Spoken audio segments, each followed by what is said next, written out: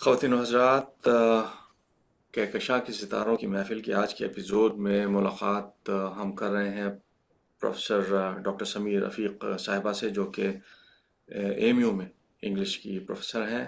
Academic एकम्प्लिशमेंट्स की ख़ासी लंबी फ़हरिस्त है, लेकिन इस बातचीत में उनकी क्रिएटिव जर्नी पर हम बुनियादी तौर पर फ़ोकस करेंगे। मुख्तसर तारुफ यूँ है कि सेंट मेरीज़ कॉन्वेंट नैनीताल और सिंधिया कन्या विद्यालय ग्वालियर से स्कूलिंग हुई। फिर ग्रेजुएशन, पोस्ट ग्रेजुएशन और डॉक्टरेट तक बाकी तालीम अलीगढ़ मुस्लिम यूनिवर्सिटी में हुई। पहली इंग्लिश पोम्स की किताब women in the trees is about the impacts of climate change on flora and fauna and also about nature and climate through the eyes of a woman. दूसरा English poetry collection is about the impacts of climate change on the non-human, and also to celebrate the history and culture of AMU and its landscapes. तो इसके अलावा आपने उर्दू शायरों की नज़में, गज़लें अंग्रेज़ी में translate की हैं, जिनमें नुमाया है Farozan, translation of modern Urdu love poems to English, Aahang, Majaz की शायरी का इंग्लिश ट्रांसलेशन, फिराक की शायरी का इंग्लिश ट्रांसलेशन, कैफी आज़मी की किताब दूसरा बनबास का English translation the second exile. In poetry translations के अलावा आपने शॉर्ट स्टोरीज भी लिखी हैं। डॉक्टर समी, वक्त निकालने का बहुत बहुत शुक्रिया और खुश आमदीद। शुक्रिया। डॉक्टर साहबा, आपका पहला poetry collection women in the trees एक unconventional subject है, and so is your other poetry collection also, the songs of Ali. तो सवाल ये है कि what was the inspiration behind these books in your journey as a poetess? How has your relationship with nature evolved? जो मेरी पहली किताब थी वुमेन इन द ट्रीज, वो तो कोविड के ज़माने में मैंने लिखी जी और हम लोग सब बंद थे। उस वक़्त मुझे ख़्याल आया कि न्यूज़ आइटम्स आते थे कि अब जानवर बाहर आ गए हैं, सड़कों पे आ गए हैं क्योंकि इंसान अंदर हैं घरों में। जी फिर मुझे एहसास होने लगा कि कई सालों के मेरे ऑब्जर्वेशंस रहे कि जानवरों के साथ बहुत ही ज़्यादती हो रही है और एनवायरनमेंट के साथ बहुत ज़्यादती हो रही है। फिर मेरा जो कोर्स है इलेक्टिव जो मैं पढ़ा रही हूँ, क्लाइमेट चेंज एंड लिटरेचर, तो मुझे बहुत इस चीज़ में दिलचस्पी थी, क्लाइमेट में, एनवायरनमेंट में, एनिमल्स में। और ये कोविड के उसमें मेरे दिमाग में और आया कि मैं कुछ लिखूं। तो उस वक़्त मैंने लिखना शुरू किया था और फिर हम जैसे निकले कोविड के बाद, तो वो पहला कलेक्शन छप गया। उसके बाद फिर मैंने सोचा नहीं था कि एक और लिखूंगी। फिर मुझे ख्याल आया कि मुझे एएमयू के कैंपस से बहुत मोहब्बत है और मैंने वहाँ पे बहुत सारी चीज़ें देखी जो मुझे अफसोस हो रहा था। पेड़ थे जो 100 साल से ज़्यादा की उम्र के थे, वो ख़त्म हो जाए थे, मुरझाए जाए थे। तो बस ये सोचने वाली बात है। जो मेरा टॉपिक है स्टडी का, इंटरेस्ट का, climate change and literature, and then my real experience, जो भी मैंने देखा समझा, जानवरों से बेहद मुझे प्यार है, लगाव है, वो सारी चीज़ें फिर दोबारा इसमें आई। मैं बड़ी ध्यान से देखती हूँ जो पेड़ हमारे हमारे आर्ट्स फैकल्टी के आसपास हैं, जो गिर जाते हैं बिजली के उससे, और जो चिड़िए परिंदे बहुत ध्यान से देखती हूँ। वो तो मेरे दिमाग में यही आया, सर सैयद यहाँ खड़े होते तो उनको कैसा लगता कि इस वक्त किस तरह का यहाँ एनवायरनमेंट है, कितनी सड़कें बन गई हैं और पुराने घर जिनमें हमारे बहुत सारे उस्ताद रहा करते थे, वो सब घर खत्म हो गए। तो वो सब हम्म अफसोस और वो सब यादें आ गई। तो देन आई केम आउट कि एक और कलेक्शन चलो मैं फिर लिख देती हूँ। तो उसमें फिर और अलीगढ़ का भी आ गया, ना कि सिर्फ यूनिवर्सिटी का। तो उसमें वो जी डिग्गी लेक, निशा, वो सारी जगहें, अलीगढ़ से खास लगाव है, एक बॉन्ड है और जी वही मेरे बस दिल में आया तो दूसरी भी लिख दी। आपने लिखा। अच्छा, वो किताबें क्या आपके पास हैं इस वक्त? क्या आप दिखा सकती हैं उन किताबों को, जो आपके दो जी, दोनों कलेक्शंस हैं? किताबें हैं मेरे पास। जी जी, जी, जी। जी। ये पहला कलेक्शन है। और थोड़ा सा नहीं, उल्टी है ये, आपने शायद उल्टी। कैसे पकड़ा? No, like this. नहीं नहीं, you have to bring it in front of the camera. नहीं कैमरे के सामने लेके आइए। हाँ, ये वो वाला। ये उल्टी हो रही है इसमें, ओके। नहीं नहीं, अब उल्टी हो गई, अब अपनी सीधी कर। नहीं नहीं, अब उल्टी हो गई, अब जी अब ठीक है। और जरा सा ऊपर कर दीजिए इसको, और ऊपर कर दीजिए। हाँ, ये है women in the trees, right. और दूसरी, दूसरी किताब कौन दूसरी सी है है? हाँ, ये है अलीगढ़ सॉन्ग। को एक फूल की तरह दिखाया गया है इसमें। जी, और ऊपर जरा सा। जी जी जी जी जी। अच्छा, ये किताबें आपकी अमेज़न पे हैं, कहाँ से इनको जी जी जी, खरीदा दोनों। जाता जी जी, अमेज़न है? पे हैं। और अमेज़न के जो इंटरनेशनल साइट्स हैं, सब पे जी हैं। जी। ऑस्ट्रेलिया, अच्छा, Canada etcetera and India also. So great they are there, great. दोनों हैं। ठीक। अच्छा डॉक्टर साहब, आपकी किताब, एक किताब के प्रेफेस में आपने जेन गुडॉल को कोट किया है। वो कहते हैं कि if a work of a man is destroyed it is called vandalism, but if a work of nature of God is destroyed it is so often called progress. और ये कितनी सच बात है कि nature is being destroyed for profit and humans have become poachers instead of guardians. तो इस खौफनाक सच्चाई को आपने बहुत ही सच्चाई के साथ, बहुत ही कमाल के साथ शायरी में बयान किया है। मिसाल के तौर पर आपने जो लाल डिग्गी के ऊपर एक वो नज़्म लिखी है, जहाँ के ऊपर अब सो कॉल्ड स्मार्ट सिटी का सिंबल एक हैबिटेट बिल्डिंग बन गई है। तो वो नज़्म इतनी सच्ची है कि उससे हज़ार लोग कनेक्ट होंगे, और उनके लोगों के सेंटिमेंट्स कनेक्ट होंगे, क्योंकि इस लेक से हमारी जनरेशन के बहुत सारे लोग इमोशनली जुड़े हुए थे।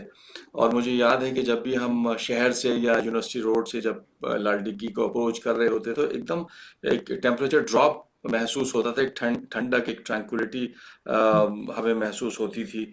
तो मैं ज़रा सी वो नज़्म आपके कुछ पढ़ना चाहता हूँ, और उसके बाद फिर आपसे रिक्वेस्ट करूँगा कि आप उसको मुकम्मल करें। आप लिखती हैं कि नियर लाल डिग्गी road bulldozers and tractors have erased it. No document, no picture survive of Diggy Lake. In the neighborhood of Pooswala Bangla, home to the non-human world, home to the wandering ghost, who stepped out at midnight, weeping child in her arms, that sprang like a snake, endless across the night. So, if you can complete this poem. And the wayfarer froze to see her feet जी turned, perhaps her corpse buried deep in an unnatural sleep, now forever disillusioned of justice as the grand superstructure glitters with neon lights of a smart city. There is no place even for ghosts. So जी there's बिल्कुल another poem also. I have continued. जी मैंने मजाज की चार line ली हैं, उनकी तो वो romantic वो है, मगर मैंने अलीगढ़ सिटी को उससे जोड़ दिया है। इससे मिलती थोड़ी जी सी अलीगढ़ के जो कंस्ट्रक्शंस है उसको लेके है ये। जी। अम, अच्छा ये जो है मैं बताती हूँ, इट इज इसमें द प्ली के नाम से है ये पोएम। और अच्छा इसमें मजाज की ये शेर हैं, जो मैंने जी इंग्लिश में ट्रांसलेट किए हैं। Don't murder my self respect, neither make me a hmm singer in the gathering of beloveds. What connection do I hmm bear to the moon and stars? Don't make me a confidante of theirs. Let this earth remain earth. जमीन को जमीन रहने दो. Don't make it the sky. हम्म और मैंने इसको हम्म जरा अपनी तरफ से ऐड किया. Aligarh pleads as its trees bend their aging heads to the loggers. The birds from lost homes die somewhere. The wetlands parched by machines give up their carbon breathing waters. Aligarh would rather not be a smart city. Rats from newly made ditches burrowing elsewhere for homes. Ji ji Gardens that covered walls lie in dead disgrace. Besides the new roads, Aligarh pleads, why change its sunlight to neon lights to darken the stars at night? Why fill the night with petrol fumes instead of Mogra and Rat Ki Rani? Aligarh pleads for सही its identity and sanity, for its flowered hedges and ancient cottages, for the tree-lined roads where stray dogs rested. Aligarh pleads it's no boaster of slick cityscapes. It's no herald of a leading town. It only wants to remain a small green town with glassy lakes and life-giving gardens. तो ये बहुत मैंने उम्दा। मजाज आपने के शेर आपने आपने आपने कितने लोगों के ख्यालात को मंजूम तरीके से बयान कर दिया है, क्योंकि ये बहुत सारे लोग इस चीज़ को महसूस कर रहे हैं कि जो हमारा शहर है वो कंक्रीट जंगल के नीचे दफन होता जा रहा है धीरे धीरे। इतना जो हमारे बचपन की यादें हैं, इतने मैदान होते थे और जो बड़ी-बड़ी कोठियाँ होती थी, उनके सामने लॉन्स होते थे। अब हर जगह एक कंक्रीट स्ट्रक्चर खड़ा हो गया है, फ्लैट कल्चर हो गया है। तो मुझे तो ज़ाहिरी तौर पे लगता है कि ये एक स्लम शहर में तब्दील हो जाएगा। तो डॉक्टर साहब, to sum up, your poetry reflects a deep concern for the exploitation of nature by human civilisation. So, how do you balance the despair and urgency of this issue with the beauty and solace nature provides in your work? Or do you see a way to reconcile the two, or this conflict cannot be resolved? क्योंकि ये है ना दूसरा पक्ष इस गुफ्तगू का कि भाई लोगों को रहने को जगह चाहिए। अब उसके लिए लोग इतने बढ़ रहे हैं, पॉपुलेशन इतनी बढ़ रही है, तो इसके लिए नीड जो है वो डिमांड जो है वो बढ़ रही है, तो इस वजह से ये तमाम मैदान जो थे वो तब्दील हो रहे हैं इमारतों में। एक्चुअली दे आर कुछ मतलब इस तरह के देश हैं जैसे नॉर्वे, डेनमार्क, उन्होंने इंसानों को भी बसाया है और नेचर को भी बसाया है। तो हमारी जो बिल्डिंग्स हैं या हमारे जी, कंस्ट्रक्शंस नेचर फ्रेंडली हो सकते हैं कि हम नेचर जी, को भी मौका दें पनपने का और उससे हम जी, अपना पूरा फायदा उठाएं, क्योंकि अगर हम नेचर से डिसकनेक्टेड होंगे तो हमारी हेल्थ पे असर पड़ता है। हमारे जी, जो लंग्स के प्रॉब्लम्स, हार्ट के प्रॉब्लम्स वो बढ़ते ही जा रहे हैं। तो हम्म, हमारा जो नेचर के साथ ट्रीटमेंट है वो बहुत गलत है।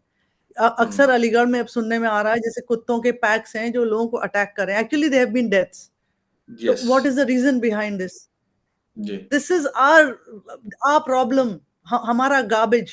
The way we treat these dogs, the way we have not taken any control, we have not managed their populations. हम हम्म, सिर्फ क्रूएल्टी करते हैं। तो हम अगर रहना सीख जाए नेचर के साथ और एक फ्रेंडली एटमॉस्फेयर बनाएं जिसमें नेचर भी बसे, हम भी बसे, तो हम्म, कोई ऐसी कोई प्रॉब्लम ही नहीं है। It's not saying that there shouldn't be any progress.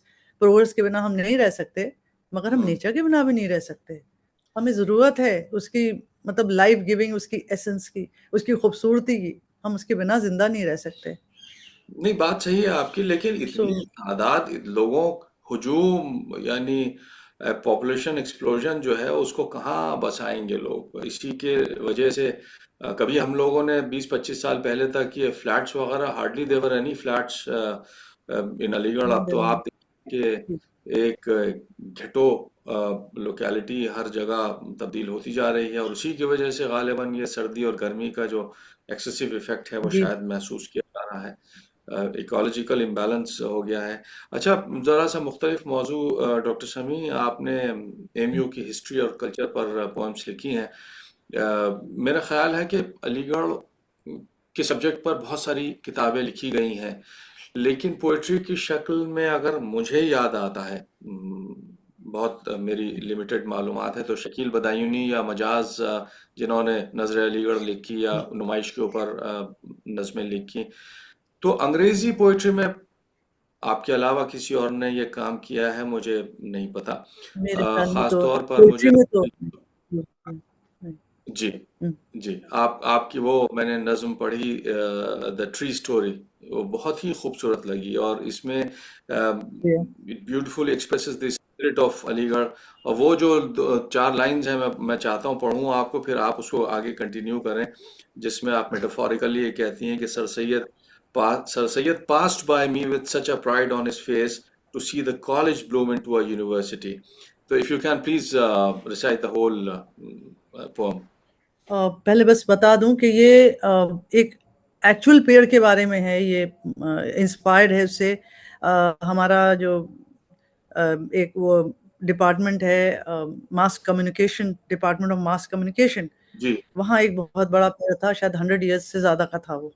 तो वो नहीं, बहुत, मतलब उसको बचाने की कोशिश की गई, मगर वो सीमेंटेड, उसके चारों तरफ एक रिंग, एक प्लेटफॉर्म था बैठने के लिए, कुछ उसके बाद वो पानी उसका ख़त्म हो गया, उसकी जड़ें सूख गई। तो इस तरह से कई पुराने पेड़ अब भी हैं और उनको बचाने की कोशिश की जा रही है। तो उस पेड़ को लेके इट इज़ अ फ़िकस जो मुझे मालूम हुआ है, जो ये ख़त्म एक हो गया।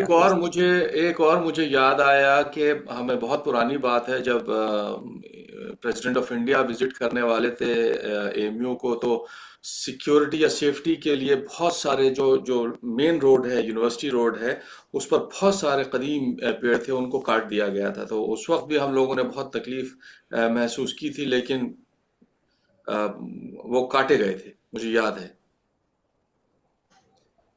जी। सो शुरू करती हूँ। Tree story. जी। जी। I was but a smidgen once, a little shoot growing from the ground, when AMU's first buildings were coming up. Sir Syed passed me by with such pride on his face to see the college blossom into a university. And I grew into a young tree, watching the students of AMU dressed in neatly tailored sherwanis, going in rows for Friday prayers. I was a teenager too, but the boys were taller than me.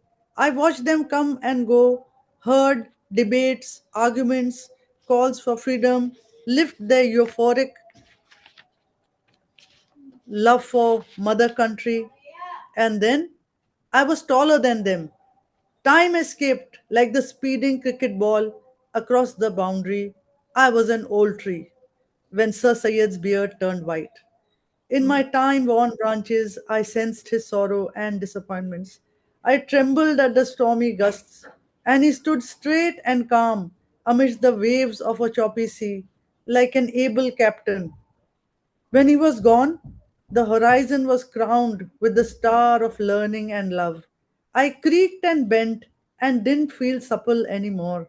Yet my roots and my arms held on to his golden dream. Vice chancellors came and went, and I was often pelted with stones and unhappy tidings, but I continued to stand above it all. Then the demon of progress came in with concrete and cement. The gardens around me became bricks and plaster. A round platform of cement encircled me like a tomb. My withering roots gasped for water, but there was no water. I learned my friends, the ants and the squirrels, and perennial grasses too, had to bid adieu because there was no water. And now I take my last breath. Tourists cry looking at me, my, what a grand ficus that is. So, this is Amazing. the point. Amazing. This is beautiful. अच्छा, doctor Shami, आपने उर्दू शायरों के काम को translate किया है, कई नामवर शायरों का कलाम आपने ट्रांसलेट किया है। तो सवाल यह है कि इस ट्रांसलेशन में how challenging it is to preserve the emotional and cultural depth of the original work. Are there aspects of the original that may get lost in translation? In translation को करने में मैं बहुत ही खुशकिस्मत रही हूँ। मेरा सब्जेक्ट प्राइमरी इंग्लिश रहा है, बट मेरे फादर, मेरे वालिद शायर थे, उनको अरबिक और पर्शियन का इल्म था और बेहद उर्दू से मोहब्बत थी, बेहद दिल में चाह थी। जब जी। मैं 16 साल की थी तब से उन्होंने बिठाला था कि ये जो है ये गालिब और इकबाल और मजाज सब भाई हम चाहते हैं कि इंग्लिश वाली दुनिया को मालूम हो। तो उस वक़्त ट्रांसलेशन ज़्यादा नहीं हो रहे थे, मगर वो दिल में जो जज़्बा जी। था, वो जो लेके बैठते थे, तो उन्होंने मजाज करवाया, उनके साथ मैंने जज़्बी किया और कैफ़ी आज़मी भी हमने शायद 90% साथ किया था, ही वाज़ बेड रिडन। तो उसमें जो एक पोएट्री में जो इमोशन होता है, वो कैप्चर करना होता है। पोएट की फ़ील, सही। क्योंकि 2 अलग-अलग लैंग्वेजेज़ हैं, सही। उसको कम्युनिकेट करना बहुत ज़्यादा मुश्किल है। मगर अगर आपके खून में वो जी। है, आपकी रगों में वो फ़ीलिंग है, तो मेरे ख़्याल में वो आ जाती है। तो उनका उर्दू और पर्शियन और अरबिक एक साइड और मेरा इंग्लिश, तो we could sit together and make notes, compare and translate. It was a very long journey hmm. Even to find publishers, क्योंकि अब पब्लिश हो रहा है। बट अभी 20 years back it was very difficult to find publishers for translations. And also we didn't have सही। Internet जो आज है, हमारे पास रिसोर्सेज़ बहुत हैं। कोई रिसोर्सेज़ नहीं थी। बिल्कुल। पापा की पुरानी 2 डिक्शनरीज़ हुआ करती थी, उर्दू और फारसी की, उसी को लेके हम बैठ के वर्ड्स निकालते थे और ऐसा लगता था जैसे हम शुरुआत कर रहे हैं कई चीज़ों की। पुराने वाले जो है मोस्टली थे वो वेस्टर्न ट्रांसलेटर्स, तो उनका हम देखते कि अरे दामन दामन को क्या कहते हैं? तो वो देखते कि उन्होंने ये सही, किया है, तो इस तरह से हम वर्ड्स ढूँढते। अ, अब वो सही। मतलब दे वुड बी यूजिंग अलग-अलग वर्ड्स यूज़ करते दामन के लिए, कोई गारमेंट्स एज कहता, कोई समथिंग एल्स। तो ये मतलब बहुत लंबा सफ़र रहा है। My father is no it more. Was a challenge. बड़ा जी, काम करवा दिया उन्होंने। प्रोफ़ेशन से नहीं इंजीनियर सही थे, बात। पर पैशन उर्दू का था, जी, बहुत ज़बरदस्त था। रफ़ीक पीलीभीती। अच्छा। जी, हुँ। अच्छा। तो वो लिखते थे, वो भी लिखते थे। जी, जी, उनकी 2-3 हैं और वो किताबें हैं। वो जी, रेख्ता पे हैं, 2-3 कलेक्शंस हैं पोएट्री के। वो अच्छा, अच्छा, क्लासिकल पोएट्स की उन्होंने ज़मीन में काफ़ी लिखा है। तो अच्छा, हमें बीए तक अच्छा। उर्दू से बहुत ज़्यादा वो नहीं थी। जब हम अलीगढ़ आए तो उनका यही मकसद था कि इनको अलीगढ़ बुलाओ और ये अपना कल्चर हुँ, जानें और ये अलीगढ़ से हुँ, कुछ अपना बॉन्ड बनाएँ, क्योंकि उनका वो भी अलीगढ़ के पढ़े हुए थे, तो जी, बहुत अच्छे स्टूडेंट थे यहाँ के। तो इसलिए अच्छा, ही वाज़ सक्सेसफुल टुडे। मुझे आज लगता है कि उनका ख़्वाब पूरा हो गया। ये किताबें भी छप यक़ीन, गईं, और ये पोएट्री वेस्टर्न वर्ल्ड में जाएगी, तो वो ये बिल्कुल, चाहते थे। बिल्कुल सही। हाँ, इसी से मुताल्लिक़ मेरा दूसरा सवाल ये है कि जब आपने इन इन बड़े शायरों को ट्रांसलेट किया, तो इन्होंने बहुत ही अलग-अलग तारीख़ी और समाजी और सियासी मनाज़िर पर, उन उन ज़मीनों पर शायरी लिखी। तो इनकी शायरी का कौन-सा पहलू है जिससे आप सबसे ज़्यादा कनेक्ट होती हैं? And how do you think their themes remain relevant today, जिसकी वजह से इनका काम ट्रांसलेट किया जाना चाहिए? मैंने प्रोग्रेसिव राइटर्स को ट्रांसलेट किया है। आई थिंक अच्छा, यही राइटर्स जो थे, ये पापा के टाइम पे जब वो मतलब उनकी टीनेज थी, जब अर्ली यूथ था, तो यही एक्टिव थे। उन्होंने मजाज को देखा था। तो हुँ, उन्होंने वो जज़्बा मेरे पास पास किया और मुझे प्रोग्रेसिव पोएट्स का जो एटीट्यूड है, जो उनकी आइडियाज़ हैं फ्रीडम की, औरतों में की इक्वालिटी की, उनको जैसे वो उनका कैफ़ी आज़मी का है, मेरे संग साथ चलना है तुझे, उठ मेरी जान से मेरे साथ चलना है तुझे। तो वो आइडियाज़ जो हैं वो मतलब मुझे बहुत मुतासिर करती हैं और ज़्यादातर मैंने प्रोग्रेसिव पोएट्स को ही ट्रांसलेट किया है। अच्छा, मजाज का भी जो एक रेवोल्यूशनरी फ़र्वर है कि बिल्कुल, एक नया देश है और मतलब सही। हम एक नया देश लाएँगे, एक नया सवेरा लाएँगे, वही सब। जी, अच्छा। जी। अच्छा डॉक्टर साहब, आपने आप एमयू की बात कर रहे हैं कि आपसे बातचीत में ये तो ज़ाहिर हो गया कि बहुत इमोशनल कनेक्शन आपका है, न सिर्फ कैंपस से बल्कि यानी इसकी हिस्ट्री और कल्चर से, और आपने इसके ऊपर पोइट्री लिखी है। तो what aspects of its legacy is most important for future generations to preserve, जो कि हम देख रहे हैं आजकल के कम से कम होता जा रहा है? मेरे ख़्याल में सब में पहली चीज़ तो उर्दू जानना है। उर्दू बहुत ही ज़रूरी है और जैसे-जैसे आगे बिल्कुल। बढ़ते जा रहे हैं, यंगर जनरेशन उससे दूर होता जा रहा है। तो उस उर्दू की जी, खूबसूरती, उसकी अहमियत समझना ज़रूरी है और इतने काफ़ी सारे शायर हैं जिनका ताल्लुक अलीगढ़ से अच्छा खासा था। तो एएमयू की जी, अहमियत, एएमयू का कनेक्शन और हिस्ट्री, कल्चर, ये चीज़ें जानी नहीं चाहिए। ये चीज़ें प्रिज़र्व रहना चाहिए। हमारा यूनिवर्सिटी का जो एटमॉस्फियर है वो इतना साफ-सुथरा है। We do not hear about eve teasing on this campus. हम बहुत सारे जी, कैंपस सुनते हैं और बीए से मैं यहाँ आई हूँ और मैंने तो कभी ऐसी कोई चीज़ एक्सपीरियंस नहीं की। सो फार हमारे बीच में हमारे साथ जो मेल स्टूडेंट्स हैं, बड़ी अच्छी रिलेशनशिप रही है। I don't think it is so good on any campus. जो मैं न्यूज़ सुनती हूँ, I hope it is preserved for future times. वो तहज़ीब और तमीज़ जिस तरह से लड़कियों से पेश आते हैं यहाँ पे, बहुत ही अच्छा है। और फिर हमारा एक सेक्युलर कल्चर जो है, चाहे लड़की पर्दे वाली जी, हो, चाहे वो पर्दे वाली नहीं हो, चाहे वो मुस्लिम है या नॉन मुस्लिम, व्हाटएवर कल्चर, सबको रिस्पेक्ट और एक दोस्ती आपस में बड़ी अहम है। सारी होली, दिवालियाँ हम लोग अब भी मिलते हैं, पहले भी मिलते थे। एक मतलब वो जी, वाला कल्चर हमारी यूनिवर्सिटी में है एंड आई होप हमेशा रहे। आई होप द जी, यंगर जनरेशन अंडरस्टैंड्स दिस।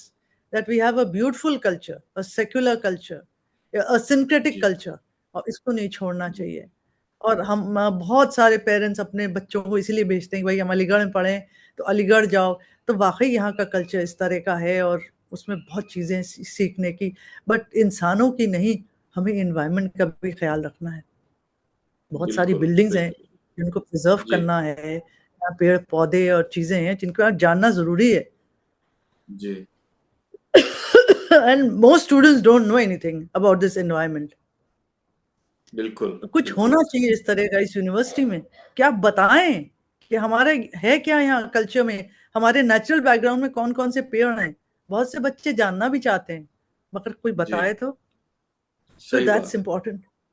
बिल्कुल सही बात है नहीं आपने जो उर्दू वाली बात कही वो बहुत ही इम्पोर्टेंट है इसलिए कि मॉडर्न कल्चर में ये देखा जा रहा है कि अंग्रेजियत वो इतनी तारी है लोगों के जहनों के ऊपर ये समझा जाता है कि अगर अंग्रेजी नहीं आएगी तो शायद वो तरक्की पसंद लोग नहीं होंगे जबकि उसके बिल्कुल उल्टा है कि अगर आपको अपनी मादरी जबान नहीं आती है तो ज़्यादा शर्मिंदगी की बात है बनिस्बत इसके कि आपको कोई फॉरेन लैंग्वेज ना आए तो डॉक्टर साहब ये when you right about loss चाहे वो एनवायरमेंटल लॉस हो या कल्चरल लॉस हो तो how do you prevent it from becoming overwhelming how do you find hope within your writing I have been studying a lot of, मैंने writers को और शायरों को भी पढ़ा है। वेस्टर्न उसमें लिटरेचर में भी काफ़ी सेलिब्रेशन है एनवायरनमेंट का, प्लांट्स का, नॉन नॉन वो नॉन ह्यूमन लाइफ का। तो उनको शायद देखना ही एक खुशी है।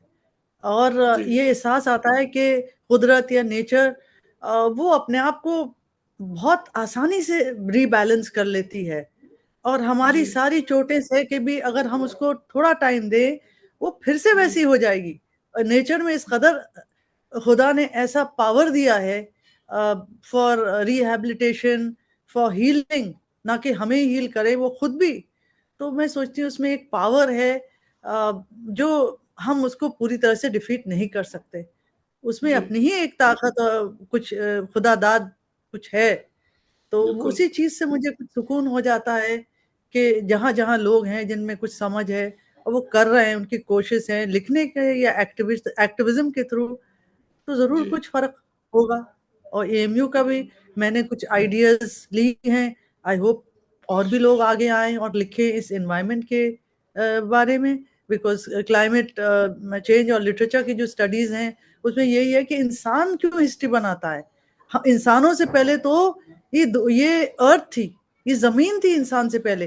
तो हिस्ट्री तो अर्थ की है, इंसान तो बहुत बाद में आया। तो बिल्कुल इसलिए सही बात मैं सोचती हूँ कहीं ना कहीं तो कुछ हो रही है एक्टिविटी, लोगों में अवेकनिंग आ रही है। हमारा फर्ज है कि हम इसको आगे पहुंचाएं। मैं यंगर जनरेशन को चाहती हूँ समझें इस बात को और इस बिल्कुल यूनिक एनवायरनमेंट को बना के रखें।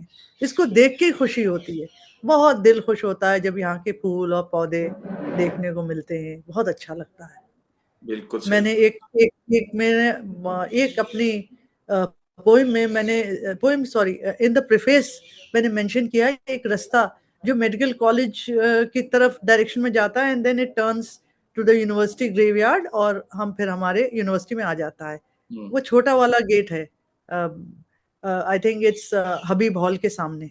अच्छा वो इतना खूबसूरत रास्ता है, और सालों सालों मतलब ऐसा लगता है उसको टच नहीं किया गया है। वहाँ शायद फोर्थ ग्रेड एम्प्लॉयज के घर हैं। बहुत खूबसूरत है वो। अब जी बहुत घने पेड़, पुराने पेड़, और काफी उसमें एरिया है जो अभी यूज नहीं हुई है, बस जंगल जंगल सा है। हम्म उसी में मैंने प्रेफेस में मेंशन किया है, इसमें वो जलमुर्गा भी और इस तरह की चिड़ियाँ वगैरह नजर आती रहती हैं। जी बहुत अच्छा लगता है।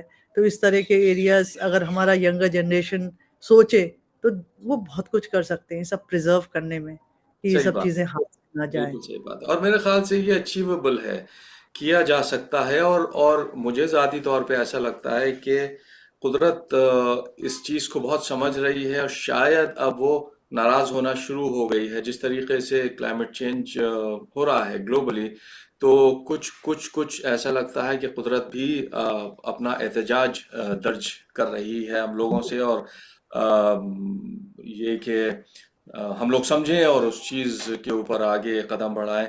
अच्छा, चलते चलते डॉक्टर साहब आपसे ये कि Majaz has always fascinated me, और मैंने उनके बहुत उनको ट्रांसलेट भी किया, कोशिश करी कि उनको पढ़ूं मैं थोड़ा बहुत। तो उनकी एक बड़ी मशहूर नज्म है आवारा, और जो नजर अलीगढ़ है, तो उसमें आपने क्या काम किया? इफ यू शेयर थोड़ा सा अ, उसका तर्जुमा अगर जी, आप मैं शेयर कर। ऐसा करती हूँ कि मैं 4 लाइनें उनकी नज़्म की सुना देती हूँ, फिर अपना ट्रांसलेशन, कोई 4 लाइनों का, जी ये सोचते हुए जी जितना हमारे पास वक़्त है।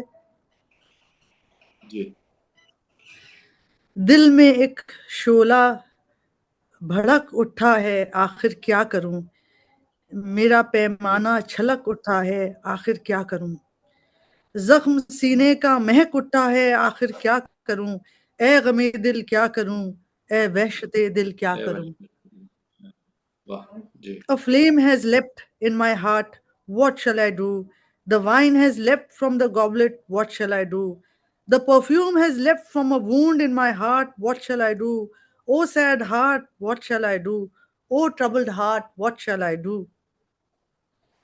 माशाल्लाह। और ये एक और है, रात और रेल। जी मैंने ये जी लाइंस यूज करके कंटिन्यू किया है अपनी तरफ से, जो भी मैंने सोचा, रिफ्लेक्ट किया जी मजा साहब की आइडिया पे, और उसको कंटिन्यू जी कर दिया।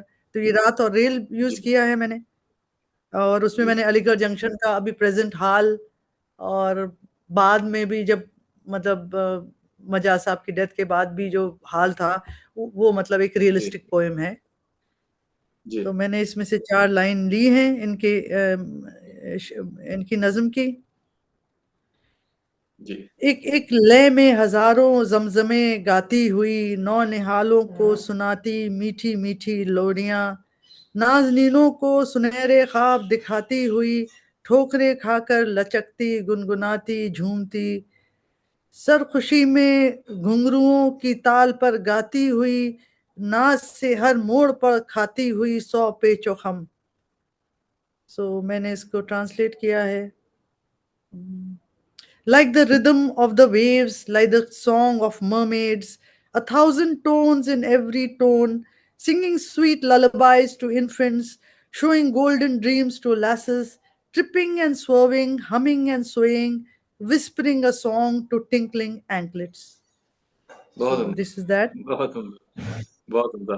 डॉक्टर साहब, it was wonderful talking to you, और खुदा करे कि आपका जो ये काम है, आपकी जो काविश है, ये ज़्यादा से ज़्यादा लोगों तक पहुँचे, और आपके एहसासात से, और जो उसमें प्योरिटी है इंटेंशंस की, वो ज़्यादा से ज़्यादा लोग मुतासिर हों और इस तरफ सोचना शुरू करें। कम से कम आपने ये एक जज्बा जगाया तो है, और let's hope for the best इंशाल्लाह। तो थैंक यू अगेन डॉक्टर साहब, and wonderful talking to you. खुदा आपका हाफिज। बहुत बहुत शुक्रिया मुझे बुलाने के लिए। इट वाज अ प्लेजर जी टू बी हियर। और जी आपका जो कॉल आया था, आपका जो मैसेज आया था, आई वाज वेरी हैप्पी। बहुत बहुत शुक्रिया।